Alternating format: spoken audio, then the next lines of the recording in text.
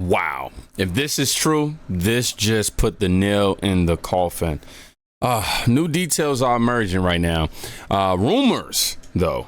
Rumors, just allegations at this point, we can't confirm it, emerged that the woman standing behind Trump during his failed assassination attempt was the assistant FBI director, Janine, and I don't even know how to say her last name. It's something Diskepi, maybe? Something like that. I don't know. But let's watch this clip, man, as this story develops. This shit, dude. Watch. Watch. She sits down. Yep. Watch this. Puts the sign up. Take a look at what happened. Shots go off. She's completely normal. And then watch. And then she's got her. What the? What the? People are freaking out. And she's filming. And she's just like right there. She's not even freaking the out. What the? That's scary because it almost looked like she was smirking or smiling with excitement when it kind of started. But I don't want to just start throwing things out there. I'm just telling you what I observed from this clip. She was a bit calm. She sure had her phone ready in an instant to record that video. It literally went down, up. You know what I'm saying? Like, wouldn't that be an interesting turn of events, though, right? We got to figure out what's really going on to get to the bottom of this, because speculation is that this is somewhat of an inside job due to the failed leadership of Kimberly Cheeto. And right here, I'm going to read the speculation of who this individual is. Overwhelming. If this is Janine, the threat level has increased to the highest point. Yes, that's definitely true, because you got a mole in your circle right now. You know what I'm saying? You don't know who it is. You don't know who leaking the information. You don't know how deep it goes as well. And I heard a report today that last night at the RNC convention, Donald Trump's security detail weren't even like people who had a lot of experience. So I don't know how true that is or not. That's all speculation right now. I can't confirm it. My journalistic integrity won't let me tell you that it's true. But yeah, somebody saying that this is another useless DEI hire. This needs to be investigated ASAP. I truly hope it's not true. What can they be any more obvious? Somebody else wrote, inside job. Yeah, her phone popped right up to record. It was literally instant, and this definitely keeps looking like an inside job the more and more these details continue to come out. But again, it's all speculation as of right now. We don't have anything that's solid and confirmed. Let's see right here though, Janine, see if we can find out any information on her. This just popped up. I'm trying to get it on the screen real quick. Hold on. Says, wow. Here's Janine, assistant director to the FBI, sitting directly behind Trump at the Butler rally when he was hit. She never budged when he went to the ground, but took pics. Just what the hell is going on? And again, we haven't had anybody come out and confirm that this is actually her. We haven't had any official word and like that. All of it is speculation at this point. But yeah, we can see the comment section is not very different ear. Somebody said, what else? Ear looks different as well. Facial recognition software could help. This was a silly place to be if she did know. You catch the hand signals of a dude. Nah. Okay, so who? Here we got like a side-by-side comparison. Let me do this right here.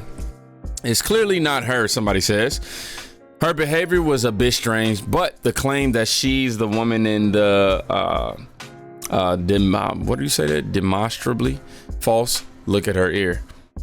Okay, cool. Well, if I'm looking at these two pictures, I'm automatically going, yeah, they don't look the same. But, somebody else saying, she looked like she lost a little weight, got a little more tan, it ain't too far fetched. You really got to see that thing confirmed, and looking by her ear and all that, it definitely, if I'm judging by this, they have a lot of similarities, but I would go, yeah, that's definitely not her. The nose is different. The lips look different. Ear definitely different. I can't really make details out on anything else. So again, everybody, this is all speculation, but even with that speculation, y'all know we got to come with some concrete information or perspectives. Dan Bongino says that there's a text record that the threat was recognized an hour before Trump got on stage, but there was a failure to get the information to the USSS.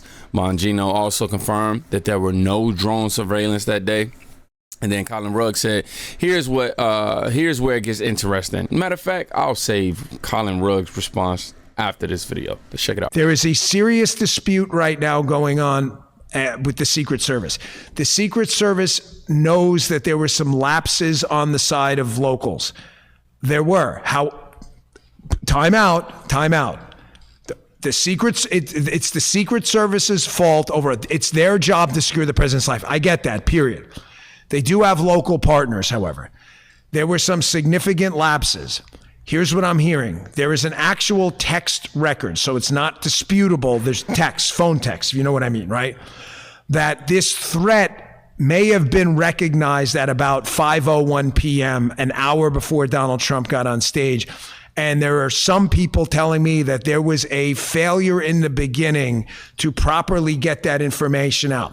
I'm just telling you what I'm hearing, and let me give you the other side. The locals and some of the Butler County officials are disputing that, saying, hey, we told the Secret Service about the threat and they didn't do anything. That is going to come out in the wash once we get these records FOIA'd and out in the public. You're going to see via the text record who was notified when and what was done about it. I'm hearing from Secret Service sources that it was roughly a half an hour, in other words, 5:31, before they got a picture of this potential threat. Folks, again, this is coming from the top. Now, the Secret Service has a political problem right now. The political problem is serious.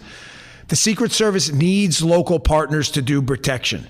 Follow me, because this is really important. Okay. They cannot do their job without local police departments. NYPD, LAPD, Philly PD, Butler County. It's not possible.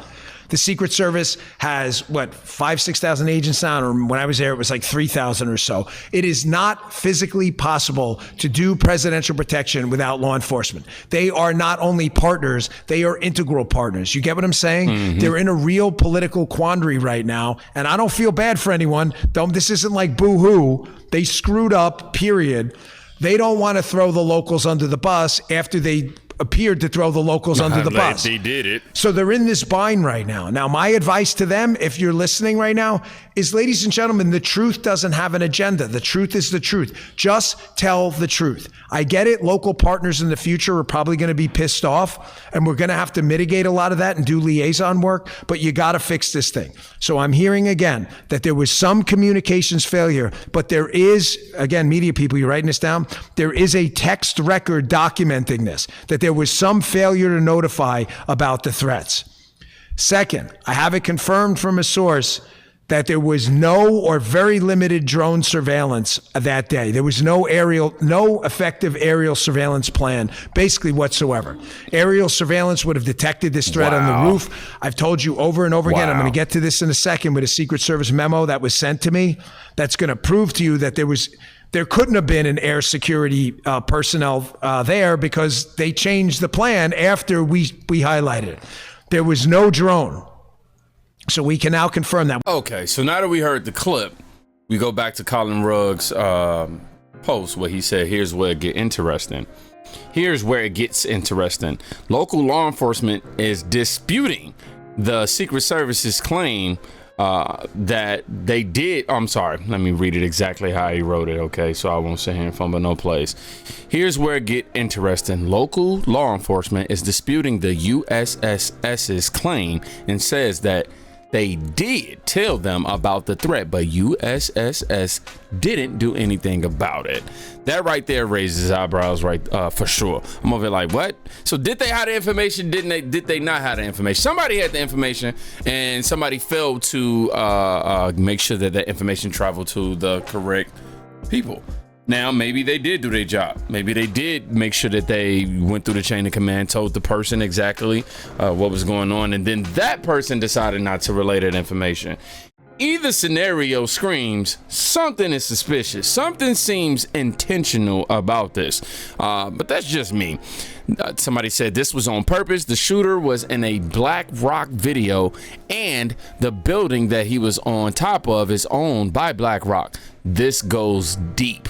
I don't know that to be true, y'all. I don't have that information. I'm just reading the responses right now. There is a serious dispute. Let me see. There's a failure to secure the area of the rally from the start, and that there was a failure to act when danger was found.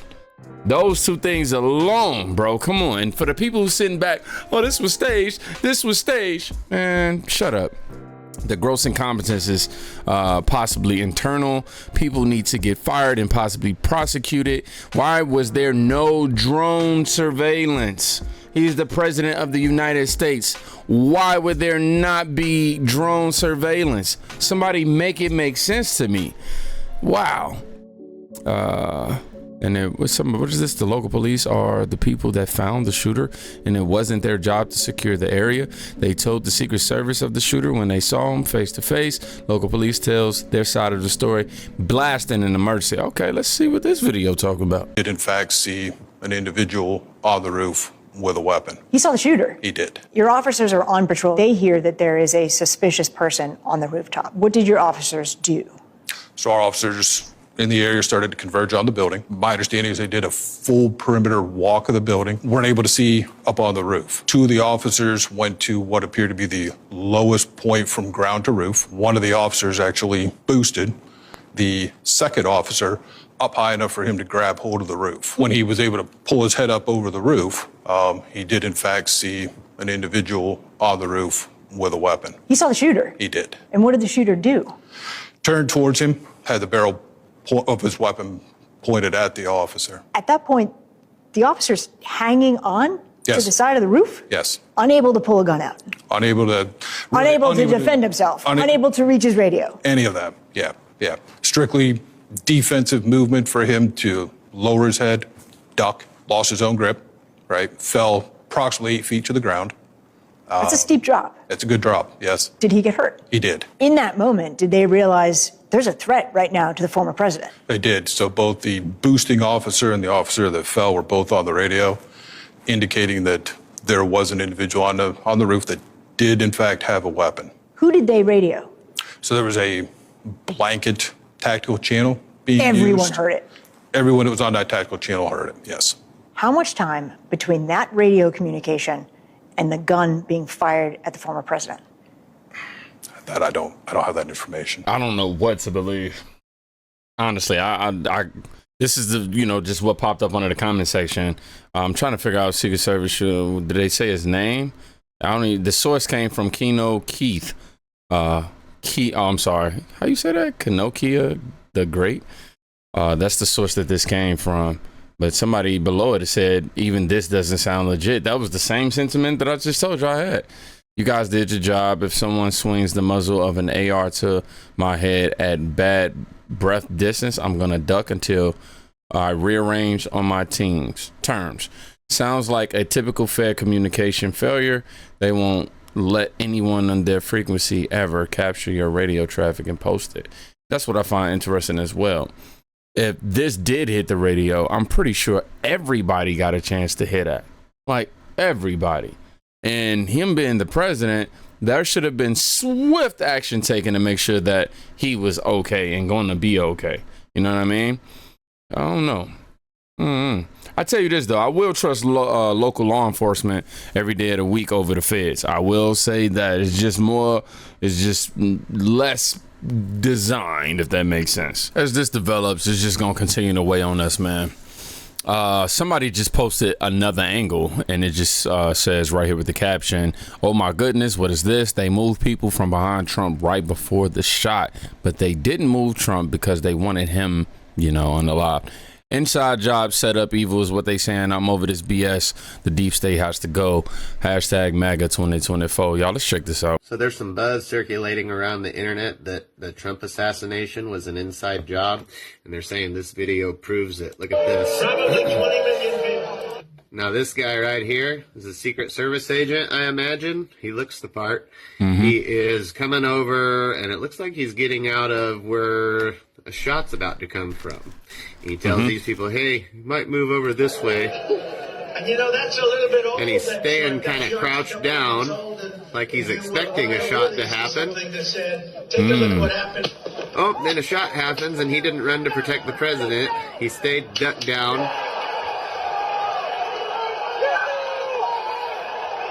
And I thought he's supposed to run and protect the president. But this guy is crouched down right there. Wow. It's like he knew it was coming.